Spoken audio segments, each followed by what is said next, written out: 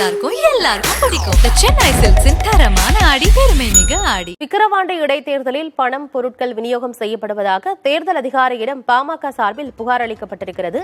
இது தொடர்பாக பாமக வழக்கறிஞர் பாலுவின் செய்தியாளர் சந்திப்பை பார்க்கலாம். திராவிட முன்னேற்ற கழகம் முதல் தவணையாக கொடுத்தது நடவடிக்கை எடுங்கள் என்று சொன்னோம். 23 கோடி ரூபாய், ஒரு ஆளுக்கு 1000 ரூபாய்னா 23 கோடி ரூபாய் முதல் தவணையாக இந்த தொகுதியில் பணப்புழக்கம் நடந்தது. ஆனால் தேர்தல் அதிகாரி சொல்லுகிறார், அப்படி எனக்கு எதுவும் தெரியலங்கிறாரு. உங்க டிரைவர்கிட்ட கேளுங்க, உங்க வீட்டில் வேலை செய்யறவங்கள்ட்ட கேளுங்க, உங்க தெருவில் பேப்பர் போட வர்றவர்கிட்ட கேளுங்க. அம்மா 1000 ரூபா வந்துச்சா, தம்பி 1000 ரூபா வந்துச்சான்னு கேளுங்க. அதுவே போதும் உங்களுக்கு சான்று என்று சொன்னோம். இன்றைக்கு திராவிட முன்னேற்ற கழகத்தை சார்ந்த அமைச்சர்கள், மாவட்ட செயலாளர்கள், சட்டமன்ற உறுப்பினர்கள், உதயநிதி உள்ளிட்ட எல்லோரும் படையெடுத்தும் கூட திமுக தோற்றுவிடும் என்ற தோல்வி பயத்தில் இரண்டாவது தவணையாக 1000 ரூபாயை திமுக இன்றைக்கு கொடுத்துக் கொண்டிருக்கிறது. திமுகவினுடைய தோல்வி பயம் அவருடைய கண்ணிலே நாங்கள் பார்த்துவிட்டோம். தேர்தல் வரலாற்றில் முதல் டிஓ கொடுத்துட்டு இரண்டாவது டிஓ கொடுக்கக்கூடிய நிலைமைக்கு திமுக போயிருக்கு. இது எங்களுக்கு கிடைத்த மிகப்பெரிய வெற்றியாக நாங்கள் பார்க்கிறோம். முதல் தவணையை கொடுத்து 1000 ரூபாய் கொடுத்துட்டு அப்படியே போயிடலாம் அப்படின்னு இருந்தவங்க இரண்டாவது தவணையாக இந்த தொகுதியில் 23 கோடி ரூபாய் வாக்காளர்களுக்கு கொள்ளையடித்த பணத்தை, ஊழல் செய்த பணத்தை திமுக கொடுக்கக்கூடிய ஒரு நிலையை பாட்டாளி மக்கள் கட்சியினால் உருவாக்கியதற்காகவே நாங்கள் பெருமைப்படுகிறோம். இந்த மக்களுக்கு இன்னொரு 23 கோடி ரூபாய் போயிருக்கு. மக்கள் இங்க இருக்கக்கூடிய தொகுதியை சார்ந்தவர்கள் 50 கோடி ரூபாய்க்கு மேல் இந்த தொகுதியில் பணம் நடமாட்டம் நடந்திருக்கிறது என்று கொடுத்த புகார் மீது எந்த நடவடிக்கையும் மேற்கொள்ளவில்லை. மிகவும் கவலை அளிக்கிறது இந்த தேர்தல் அதிகாரிகளுடைய செயல்பாடு.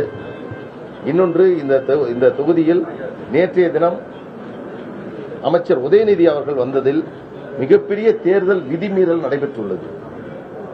ஒவ்வொரு கிராமத்தில் இருக்கக்கூடியவர்களை வாகனங்களை வைத்து அழைத்து வந்து ஒருவருக்கு 500 ரூபாய் பணம் கொடுத்து அவர்களை பட்டியல் அடைத்து அந்த கூட்டத்தை நடத்தியிருக்கிறார்கள். மிகப்பெரிய மனித உரிமை மீறல் செயலை அமைச்சர் உதயநிதி ஸ்டாலின் செய்திருக்கிறார் என்ற புகாரை நான் கொடுக்கிறேன்.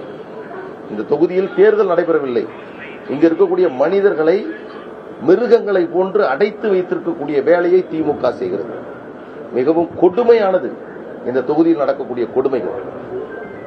ஒரு மாட்டை பிடிச்சிட்டு போனா ஒரு புல்லை காட்டி அழைச்சிட்டு போற மாதிரி 100 ரூபாயும் 200 ரூபாயும் காட்டி இந்த தொகுதியில் இருக்கக்கூடிய மக்களை திமுக மிகப்பெரிய அளவில் அவமானப்படுத்திக் கொண்டிருக்கிறார். நேற்றைய தினம் உதயநிதி அவர்கள் இந்த தொகுதியில் பிரச்சாரம் செய்ததன் மூலமாக இதுவரையில் திமுகவினுடைய வேட்பாளர் கொடுத்த செலவு கணக்கு என்பது 5 கோடிக்கு மேல் அவர் செலவு செய்திருக்கிறார்.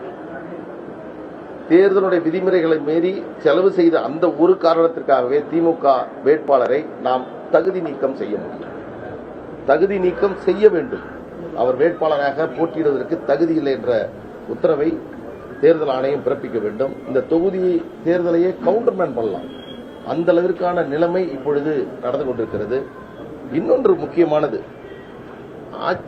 என்னால் நம்பவே முடியல.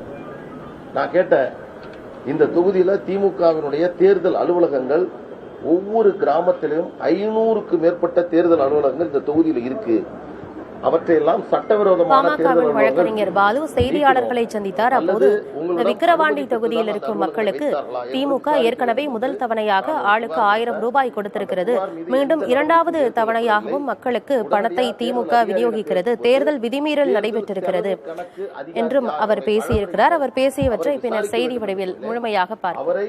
அவருடைய இருக்கையிலிருந்து எல்லாமே நல்லா இருக்கும், எல்லாருக்கும் பிடிக்கும். சென்னை சில்க்ஸின் தரமான ஆடி, பெருமை மிக ஆடி.